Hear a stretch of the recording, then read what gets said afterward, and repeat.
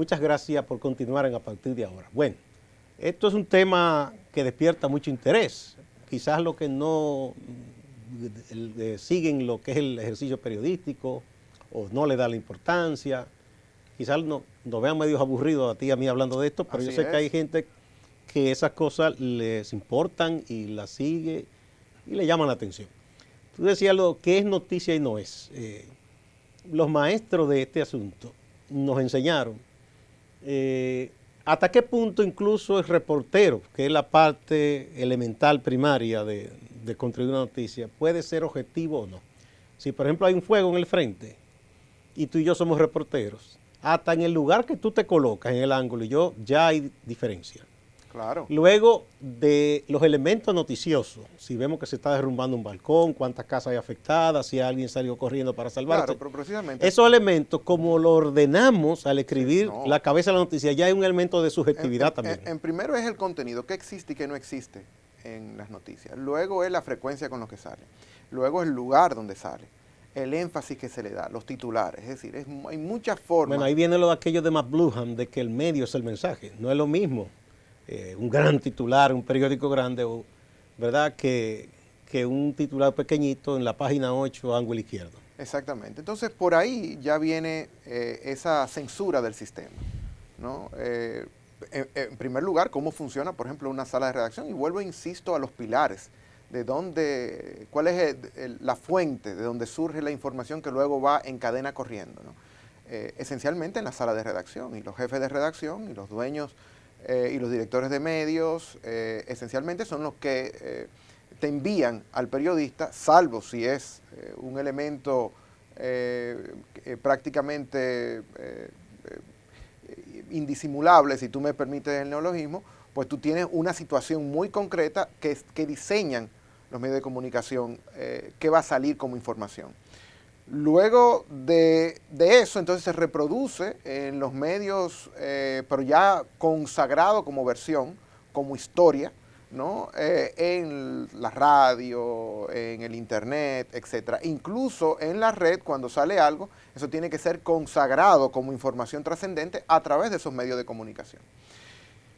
Pero el tema... Y es tan así, Juan Miguel. Oh, pero por supuesto. Porque lo que se discute hoy día, incluso la industria está en crisis, de que los medios informales y el llamado periodismo ciudadano, que habría que definir qué es eso, porque muchos creen que una gente llama a la radio o escriba algo en Twitter, está influyendo y cambiando la industria tradicional, hasta afectarla, hasta que muchos han quebrado, muchos periódicos. Mira, la información que tú y yo consumimos no es sin duda alguna de élites, de privilegios, porque tenemos que tener tú y yo y los que se parecen socialmente a nosotros en términos de lo que llaman los sociólogos propiedades sociales, es decir, que tenemos un trabajo, que hemos tenido una trayectoria de estudios, en fin, todos esos privilegios que esta sociedad le priva a la inmensa mayoría y que deja a una élite, muchas veces por herencia,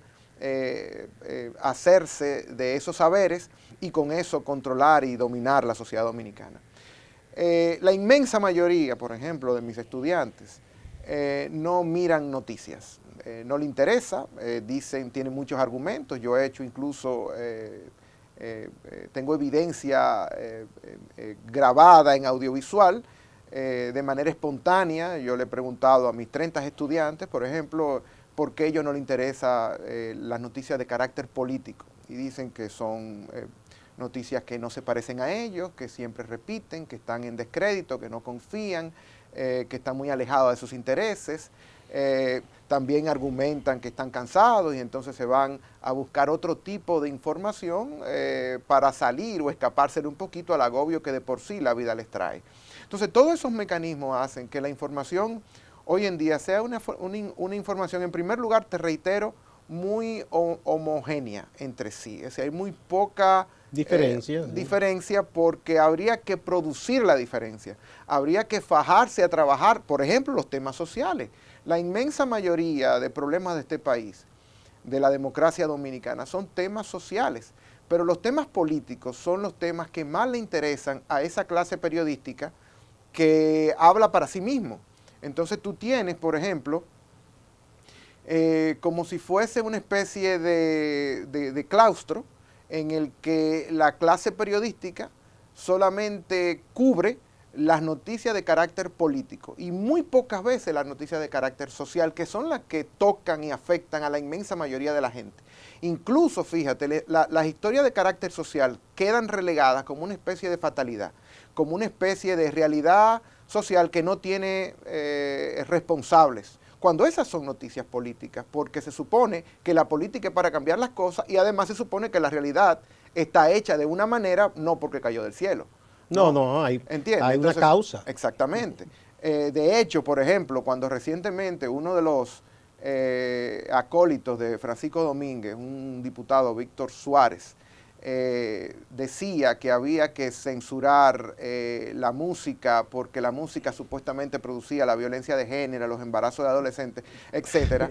Esa fue un proyecto que iba a someter. Claro, esa abominable yo creo que propuesta. El premio al disparate del año. Claro, por supuesto, pero eso tiene detrás un interés y es la desresponsabilidad política del hecho social, es decir, atribuirle a los urbanos la calamidad musical, que ellos mismos fueron los responsables de haber confeccionado, de habernos dejado como sociedad en este país. Hay uno de los documentales del documentalista norteamericano de 9/11, Michael Moore. Ajá, Michael Moore, de un pueblito en que hubo un asunto de un tiroteo, unos muchachos que querían culpar a uno de esos rockeros y porque él iba a tener un concierto cerca y él es una música electrónica, y yo decía, pero ¿qué tengo yo que ver? Entonces él después lo entrevista a Michael Moore, ese rockero, y él dice, lo que yo vi no tiene nada que ver con lo que yo canto, ahí hay una base de cosas atómicas, y lo que hace es que el Army ahí recluta muchachos y lo pone a jugar unos juegos de guerra y le mete propaganda en la cabeza de que ellos tienen que tener una guerra, entonces miren hacia allá, no a la música mía.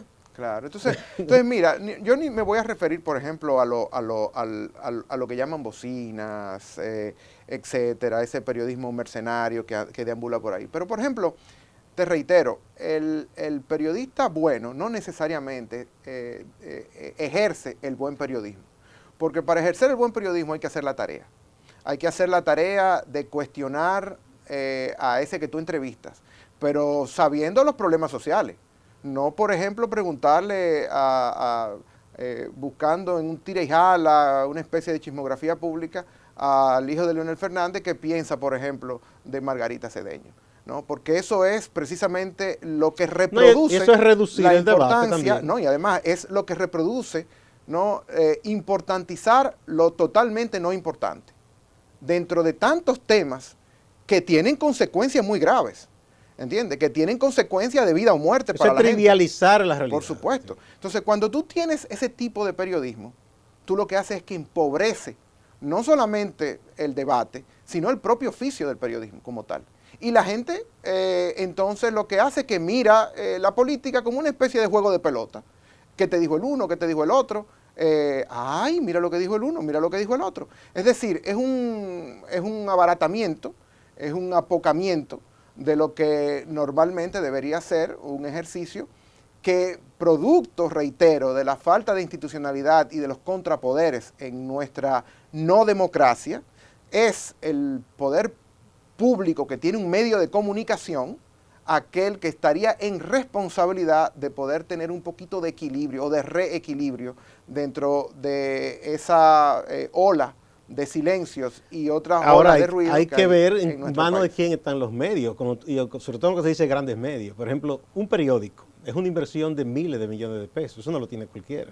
Claro. Una cadena nacional de televisión abierta, eso te cuesta solo conseguir, primero el canal, quien lo tiene si lo vende de millones, y colocar repetidor en todo el país, eso cuesta todo el dinero del mundo, eso no lo tiene cualquiera. No, por supuesto. Por eso te digo que ante esos suena increíble. Entonces, y paradójico, y es hasta escandaloso, que producto de darle todos esos medios, mira, ¿cuánto cuesta hacer una cadena los días de elecciones, por ejemplo? No, eso cuesta todo el dinero. Todo el dinero del mundo. Ahora, ¿cómo es posible que esa inversión no se realice para sacar los problemas reales en los que vive la gente?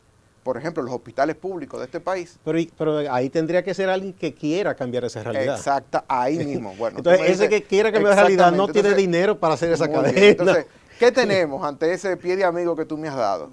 Una especie de columna, una especie de fuerza que obra a favor de un sistema. Es decir, que hay una militancia política del periodismo supuesto, que está el dominante, el que está vigente, que tú luego entonces cuando tú te acercas un poquito más, casi como si fuese un etnógrafo, tú te das cuenta los vínculos directos que hay con el poder político, con el poder económico. Y hay una realidad. Por ejemplo, hay espacios o alternativos, ya a mí no me gusta mucho porque ya eso se ha desfigurado mucho. Lo que espacio que una persona dice, bueno, este espacio es mío, tengo esto en YouTube, tengo este canalito, tengo una página y denuncio lo que puedo, pero eso no influye porque es un granito de arena en la playa. Por supuesto, aunque eso no influye, pero es necesario, hasta por un asunto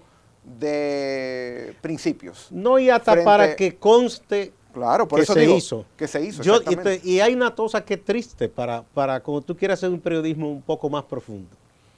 Nosotros nos planteamos, aquí el equipo en la página, la situación de los ríos aquí es grave. Y eso no siempre es noticia. Es decir, los grandes ríos, río Sama, Isabel, eso está contaminado, eso es una posilga. El Yaque del Norte ni se diga. El Iguamo, hasta hace poco tiempo, tú entrabas a San Pedro de Macorís por la carretera vieja y si ibas durmiendo, el vaho desagradable te despertaba. Y eso fue dañado muchísimos años, ¿verdad? El Jaya de San Francisco de Macorís. En fin, hicimos un trabajo buscando a los científicos de las academias, yendo al terreno, todo. Ese trabajo especial se colocó y esa es la inquietud, la interrogante que uno se hace, porque la propia gente que debería prestarle atención a eso, apenas lo leen. O te dicen, pero mira, allí un motorista que se cayó, esa noticia está vieja, ya cámbiala. Sí. Y es como triste, tú dices, oye, la gente misma que yo hago esto porque creo que es de interés innecesario, quiere que yo ponga mejor si están peleando dos artistas, si este le dijo otra al otro. Y mira, y la historia es que cuando se quiere algo, se logra. Es decir, cuando se insiste en un tema, aún sea un capricho, tomando un tema que ha sido históricamente relegado, se reposiciona ese tema dentro de una agenda nacional. Ah, no, claro, por la insistencia. Claro. Te pongo otro ejemplo. Hubo una cosa muy irresponsable que pasó a raíz de la desgracia de que mataron a esta niña, Carla Maciel, que se inventaron una cosa totalmente, y además para distorsionar, como que ese muchacho al que acusaron y finalmente condenaron que a esa niña la mató, que supuestamente respondía a una red de traficantes de órganos y que entonces fue para sacarle un órgano y llevarlo. Los médicos que aquí se han fajado durante muchos años a educar sobre la necesidad de que la gente diga que dona órganos, que eso culturalmente para mucha gente es chocante, pero eso salva vidas. Y que es un proceso que hay que hacer, inclusive la gente se anota, le hacen los estudios, a ver si llega uno que es compatible. Entonces ellos se escandalizaron porque eso le hizo mucho daño. De muchísima gente que se habían inscrito como donantes, retiraron porque dijeron, no, que el listín dice que eso es un negocio. Exacto. Entonces eso es una mala información. Aquí hicimos unos reportajes intentando un poco responder a eso. Por suerte ahí hubo una mejor repercusión. Porque inclusive médicos se animaron, mucha gente decía, pero mira, qué bien. O gente que decía, yo pensé que era verdad aquello. Porque no es verdad que alguien va a agarrar a otro, le corta un brazo y que lo lleva sin ningún, total, es una cosa sucia y todo, y que eso lo van a vender, como si fuera un pedazo de carne. Te pongo eso como ejemplo de cuando se hace un periodismo, yo digo, de manera irresponsable, y cuando tú intentas hacer una cosa más, que busque educar a la gente, que busque aclararle ideas y cosas distorsionadas. Claro, pero volviendo un poquito al tema de los vínculos del periodismo con el poder, del cual suelen ser subalternos, porque hay una relación, por ejemplo, de anunciantes, hay una relación de flujo permanente de recursos que parte del sector o público, dígase el Estado, o privado. Y entonces tú tienes que precisamente los intereses del sector privado, por ejemplo, son los que menos se tocan. Vamos a suponer, por ejemplo, el sector financiero. El sector financiero tiene muy poca crítica en los medios de comunicación. No solamente a los abusos usuales que cometen ante los consumidores, sino ante incluso las leyes que legitiman a través de la legalidad espuria, porque no responde al interés general y atenta contra el bienestar de la gente. Por ejemplo, las ARS o las AFP. Pero el sistema financiero tiene toda una serie de mecanismos extraordinariamente sofisticados y sutiles para garantizar que eso continúe así, no solamente en términos del poder político, sino también en términos de la comunicación. Y entonces inventan toda una serie de mecanismos mediante los cuales se mantiene al ladito al periodismo.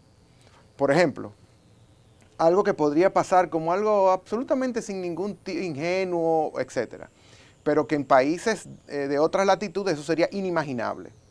Los bancos privados de este país invitan a los periodistas todos los fines de año a un almuerzo. ¿Ese almuerzo para qué es? Ese almuerzo, ¿qué busca? Es sencillamente un compartir. ¿Es un compartir de qué tipo?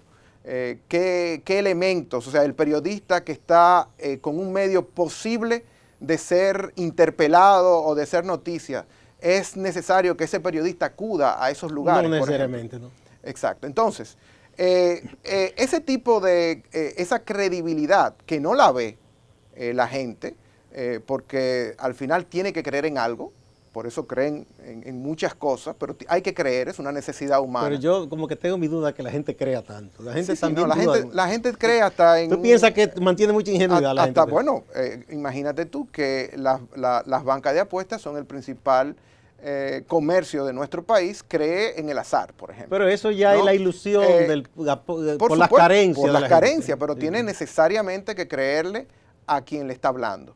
Y lo creen aunque ellos no crean lo que están diciendo.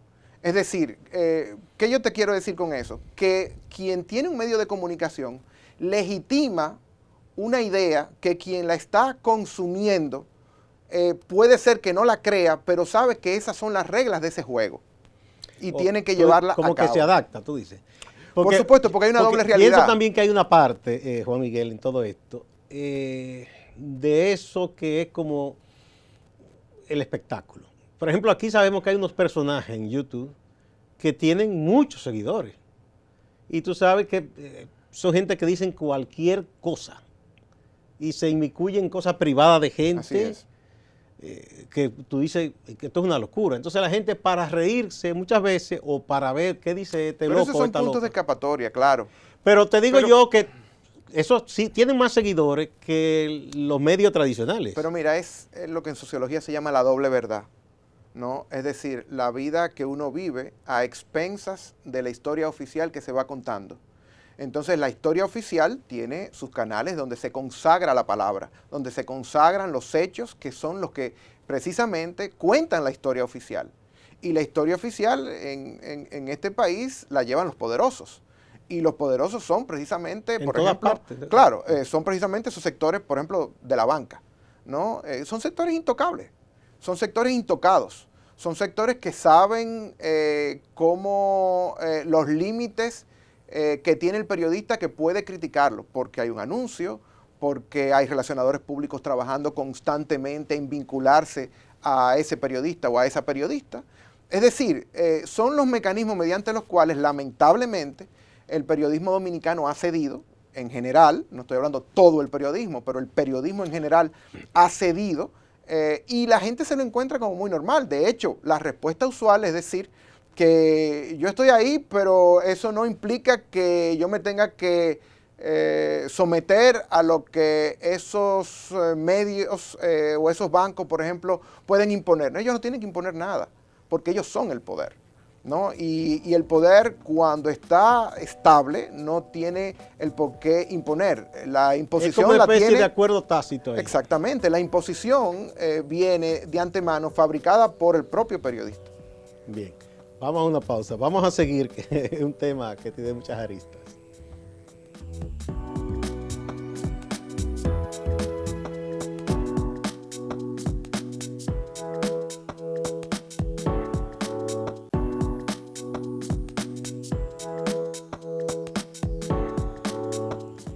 el profesor Juan Miguel Pérez, doctor en sociología, y un académico que a mí me simpatiza mucho porque trata de hacer su trabajo como educador, investigador, directamente en la sociedad. No simplemente quedarse en el aula o citar autores, a veces ajenos a la realidad nuestra, ¿verdad? Que habían profesores que citaban gente a uno, que esa gente nunca había pasado por este país, ni nada. Pero tú tratas siempre de vincular, viendo los jóvenes que tú recibes en la aula, de dónde vienen, de dónde proceden, y colocar las cosas en la realidad. Y quiso hacer esta reflexión, y yo con mucho gusto acepté, sobre el papel de los medios, los periodistas, quien ejerce la comunicación, que yo digo también que hay que ver que hay muchísima gente que no, en realidad no es periodista, y hay un fenómeno. Personas del mundo propiamente intelectual han mudado hacia los medios. Yo me digo, ¿por qué?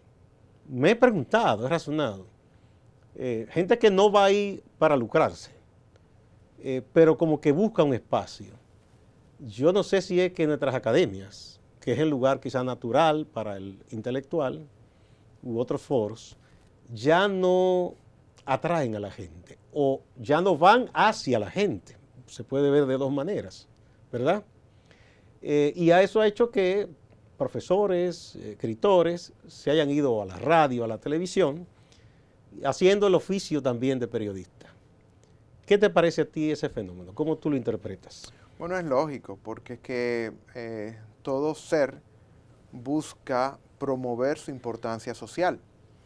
Esa importancia social hay que ser muy humilde, hay que tener una idea muy clara de cuál es tu trabajo para quedarse en un aula.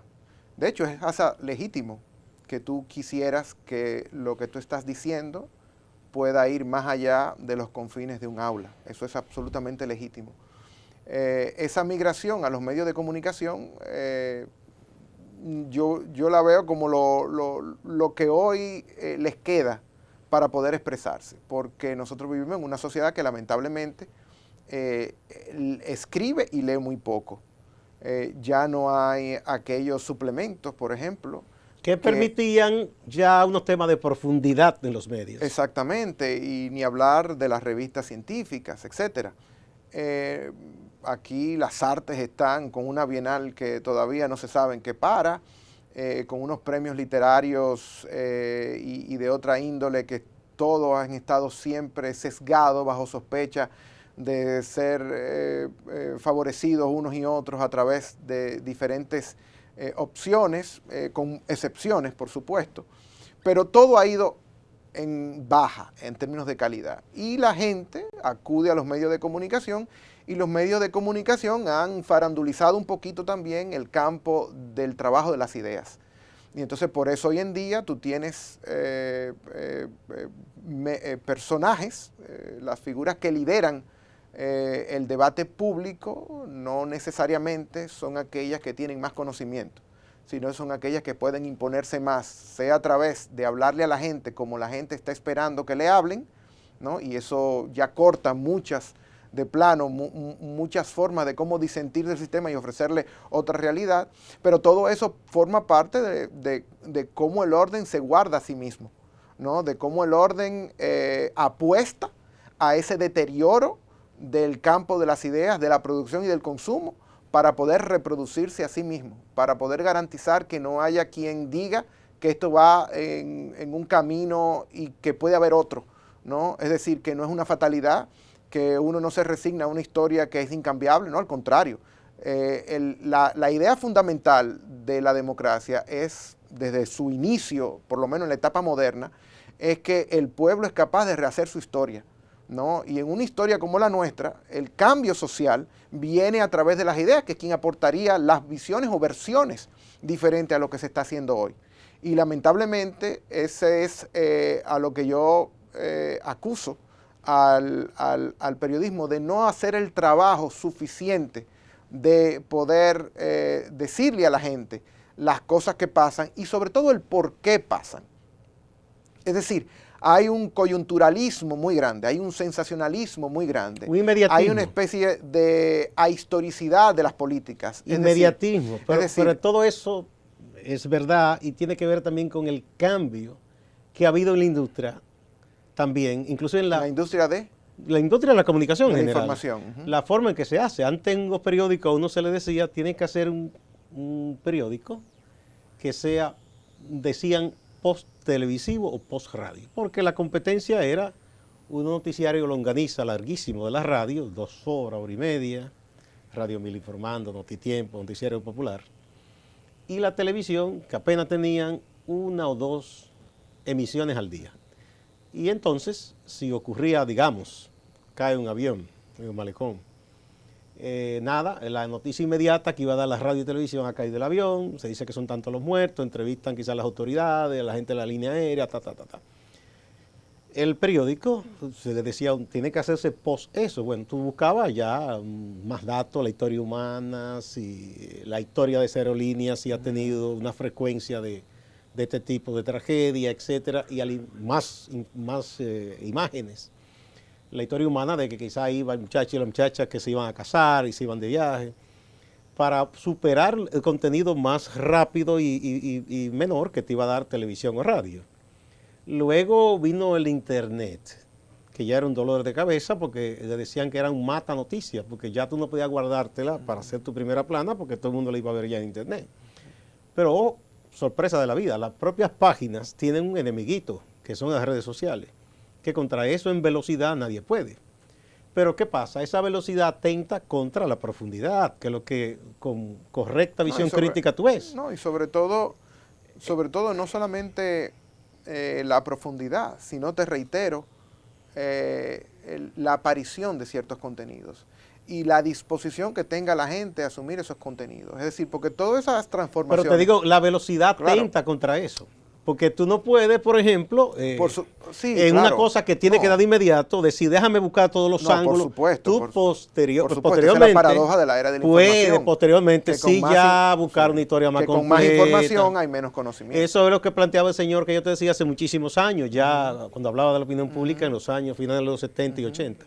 No recuerdo el nombre ahora, un nombre raro. Eso por ese lado. Lo otro es también...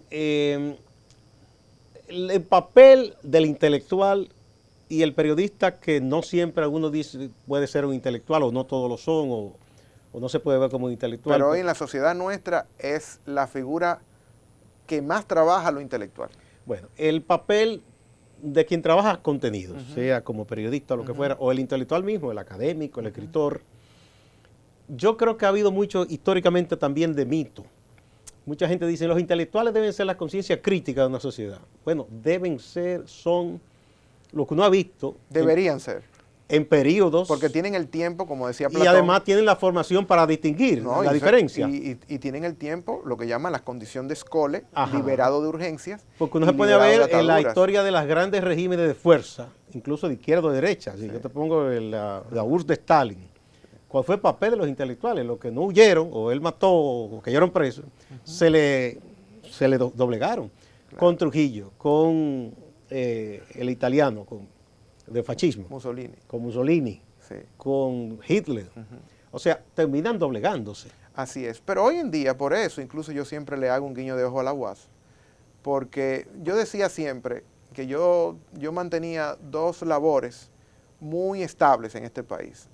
Mi oficio como profesor universitario y mi oficio en el Ministerio de Educación.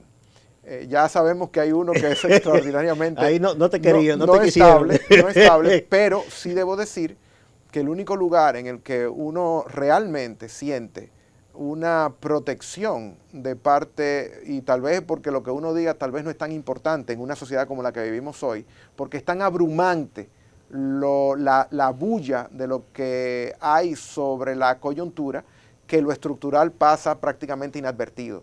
Pero de todas maneras, la UAS todavía protege, ¿no?, esa libertad de pensamiento a quien la pueda ejercer, que ese es otro. O sea. Sí, siempre hay que reconocer eso, esa libertad de cátedra, como llaman la UAS, que la tiene, y la gente puede pensar libremente lo que quiera. Quizás yo diría que... Lamentablemente no se ejerce mucho, Porque, y por eso, si yo fui crítico hacia el periodismo y acuso al periodismo de ser poco crítico hacia sí mismo, yo también debo hacer la crítica de la universidad. Es decir, lamentablemente, la universidad, yo lo he dicho siempre, siendo la universidad pública de la gente, debería ser precisamente aquel que se... Una conciencia crítica a la sociedad. Y que se mantenga acompañando a la gente a través de la producción y divulgación de conocimientos, ¿no? En defensa precisamente de los intereses generales que no necesariamente tienen representantes suficientemente fuertes a nivel de las estructuras partidarias, por ejemplo, o de la llamada sociedad civil, y es la UAS aquella que debe hacer contrapeso, y lamentablemente eso falta hoy, ¿no? No ha jugado su rol. Y hoy no tiene el peso y la influencia que tuvo años atrás. Exactamente. Entonces, y estamos hablando porque yo soy sociólogo, yo soy etnógrafo, yo donde quiera que convivo con compañeros y compañeras, miro la realidad. Y cuando yo entro, por ejemplo, en las salas de profesores de la UAS, debo decirlo, con cierto dolor, de lo que menos escucho son de ideas. Ahí está, bueno, hay muchos elementos. Un amigo profesor también de la UAS hace muchos años planteó algo. Hubo un caso con una leche que decían que si tenía, que hubo un problema en Europa, entonces que si había contaminación, y estaba el debate. Y él insistió que la universidad, que tenía la capacidad para hacerlo con sus laboratorios, con su escuela de agronomía veterinaria y su facultad de ciencia, buscara muestras, hiciera un análisis y le hiciera ese servicio al país, así a la es, población. y están ahí. No lo hizo. Lo hizo mira, una universidad privada y él recuerdo que con rabia lo dijo. Y hay una tradición histórica.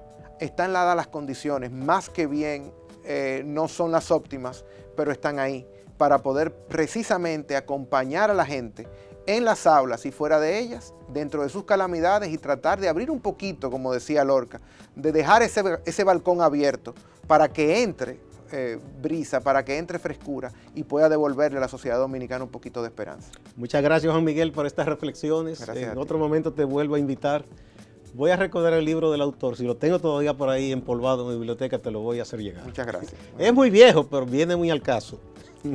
Lo leeré. Bien, muchísimas gracias, Juan Miguel Pérez, sociólogo, por estas reflexiones sobre la política y la comunicación. A ustedes también gracias y no se vayan, que hay más en Acento TV.